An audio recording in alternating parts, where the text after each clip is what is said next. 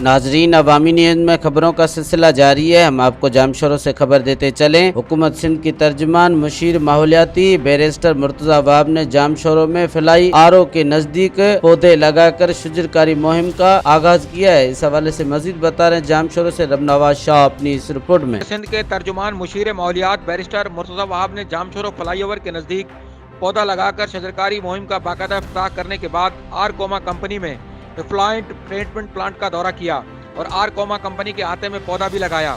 انہوں نے آرکوما کمپنی میں منعقد کی جانے والی تقریب سے خطاب کرتے ہوئے کہا کہ سرسبز سندھ ہماری پہچان ہے۔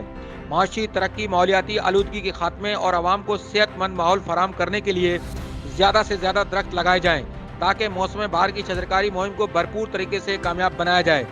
حکومت سندھ صوبہ بھر میں شجرکاری کر رہی ہے، ہمیں بھی چاہیے کہ ہم بھی شجرکاری مہم میں ایک ایک پودا ضرور لگائیں تاکہ آج کی شجرکاری ہماری آئندہ آنے والی نسلوں کو سازگار فضا مہیا کرے گی۔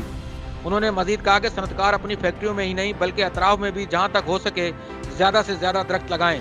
اس موقع پر director general SEPA Naeem Ahmed Mughal, S S P Hyderabad Abdussalam Shaikh, additional deputy commissioner 1 Ali Zulfiqar Memon, regional director SEPA Hyderabad Imran Ali Abbas, D S P head quarter Ghulam Shabbir Sarki, Jamshoro آرکوما کمپنی کے مینیجر ساجد جونیجو، پاکستان پیپلز پارٹی ضلع جام شورو کی سسی راجڑ کے علاوہ محکمہ ماحولیات، ریونیو، پولیس سمیت دیگر متعلقہ عملدار بھی موجود تھے۔ مزید خبروں اور تفصیلات کے لیے وزٹ کریں ہماری ویب سائٹ www.awamiNewsHD.com۔